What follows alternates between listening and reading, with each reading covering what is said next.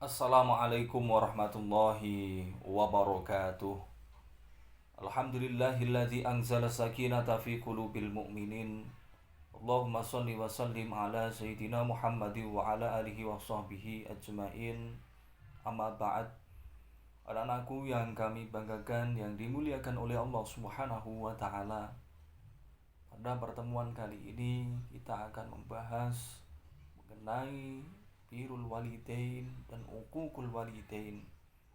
Birrul walidain yaitu orang yang berbakti kepada kedua orang tua, sedangkan uququl walidain yaitu orang yang durhaka kepada kedua orang tua.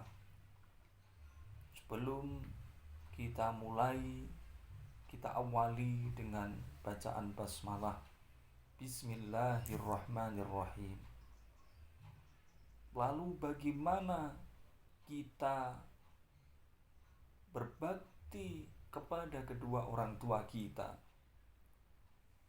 Di antara cara kita berbakti kepada kedua orang tua adalah berkata baik, berkata sopan, dan mengikuti apa yang diperintahkan pada kedua orang tua kita selama tidak bertentangan dengan syariat Islam. Yang selanjutnya yaitu dengan cara mendoakan kedua orang tua kita, baik yang masih hidup maupun yang sudah meninggal dunia.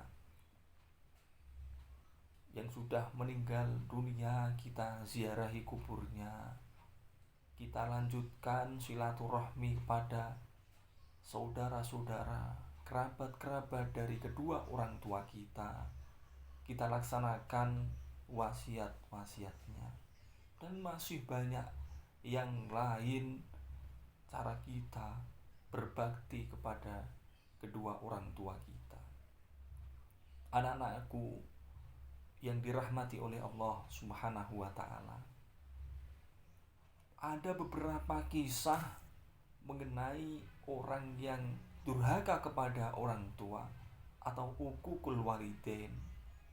Salah satunya yaitu pada zaman Rasul Muhammad SAW yang bernama Alqamah. Ada juga di dalam kitab Sahih Bukhari atau Sahih Muslim diterangkan ada seseorang yang bernama Juraid. Juraid ini merupakan orang yang abid, orang yang ahli ibadah. Tapi suatu ketika Juraid ini melakukan sholat sunnah. Ketika itu ibunya mendatanginya dan memanggil-manggil Juraid. Juraid, anakku. Tetapi Juraid ini dalam keadaan sholat, ia merasa bimbang. Saya lanjutkan sholat saya atau saya batalkan demi orang tua saya ini. Lalu Juraid melanjutkan sholatnya, dipanggil lagi orang tuanya, ibunya ini. Juraid, ia tidak menjawabnya sampai ketiga kalinya. Lalu ibunya ini merasa kecewa. Ibunya ini sebenarnya ingin ketemu anaknya Juraid, ingin bincang-bincang dengan Juraid ini, tapi apa daya Juraid tidak mau menjawabnya. Akhirnya ibunya ini berdoa kepada Allah Subhanahu wa taala, "Ya Allah, jangan matikan Juraid ini sebelum Juraid ini kau pertemukan dengan wanita yang nakal." Akhirnya doa ibunya ini diijabah oleh Allah Subhanahu wa taala. Akhirnya alhasil Juraid ini difitnah oleh seorang wanita. Ketika itu ada seorang laki-laki yang sedang mengembala dan bertemu dengan wanita yang nakal. Akhirnya pertemuan itu menghasilkan hubungan menggauli wanita nakal itu. Akhirnya wanita itu hamil dan melahirkan anak. Ketika itu ada seorang raja yang menanyakan, ini anak siapa? Ini bapaknya siapa? Ia menunjuk salah satu tempat ibadahnya Juret, dan ia menunjuk yaitu Juret sebagai seorang yang menghamili wanita nakal itu. Akhirnya raja ini mengutus beberapa orang untuk menghancurkan tempat ibadahnya Juret. Orang-orang pada bilang, Juret ini ahli ibadah, masa ia melakukan perbuatan yang keji? Tidak mungkin. Akhirnya orang-orang tetap melaksanakan apa yang diperintah raja itu. Akhirnya tempat ibadahnya Juret ini dihancurkan. Lalu Juret ini merasa geram karena dirinya ia tidak melakukan perbuatan keji itu, tapi ia difitnah. Lalu Juret memegang bayi kecil itu, lalu ditanya, berdoa pada Allah, dan ia tanya si bayi kecil ini, siapa ayahmu? Dengan karunia yang diberikan oleh Allah Subhanahu wa taala, bayi itu pun menjawabnya, ayah saya yaitu seorang penggembala. Akhirnya orang-orang yang telah menghancurkan tempat ibadahnya Juret ini meminta maaf pada Juret yang telah menghancurkan. Lalu ia bilang, saya akan bangunkan tempat ibadah ini dengan yang lebih baik. Juret berkata, tidak usah, bangunkanlah seperti semula. Nah, akhirnya dari itu Juret terselamatkan.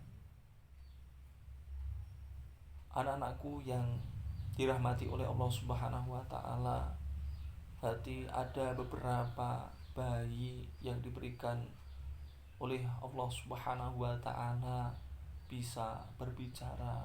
Salah satunya yaitu bayi dari ibu seorang yang nakal yang telah memfitnah Juret. Ada juga bayi yaitu ketika Nabi Isa. Anak-anakku, maka dari itu dapat kita ambil hikmahnya. Jangan sekali-kali kita mengabaikan panggilan daripada kedua orang tua kita, terutama ibu. Ketika itu Rasul Muhammad SAW pernah ditanya oleh sahabat, siapa yang wajib saya hormati? Ibu sampai 3 kali, baru ayah.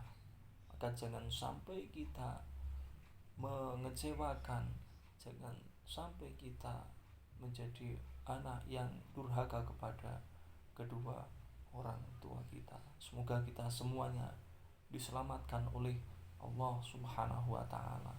Berarti sunnah, ya, sholat sunnah itu jangan sampai kita melalaikan kewajiban yang lebih besar, yaitu berbakti kepada kedua orang tua. Ketika kita sedang melaksanakan sholat sunnah, apabila kita ada panggilan orang tua kita, maka sholat sunnah itu kita batalkan demi kewajiban, yaitu untuk birrul walidain.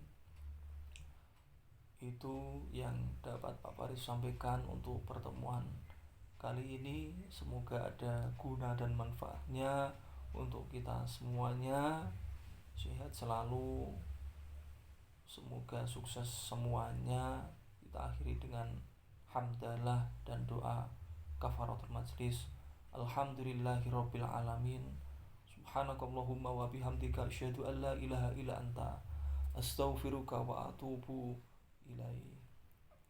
Kurang lebihnya mohon maaf. Assalamualaikum warahmatullahi wabarakatuh.